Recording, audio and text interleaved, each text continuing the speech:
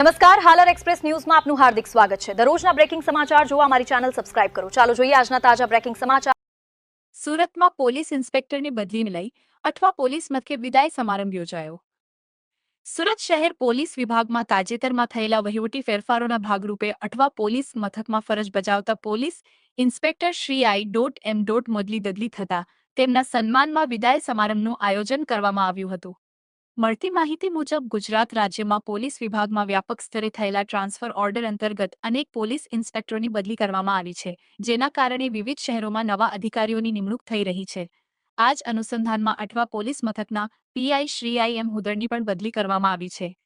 વિદાય સમારંભ દરમિયાન પોલીસ સ્ટાફ તથા અધિકારીઓ દ્વારા શ્રી હુદરના કાર્યકાળની પ્રશંસા કરવામાં આવી હતી। તેમના શિસ્તબદ્ધ વલણ, કડક કાયદા અમલીકરણ અને જનતા સાથેના સકારાત્મક સંબંધોને યાદ કરી સહકર્મીઓએ તેમને શુભેચ્છાઓ પાઠવી હતી।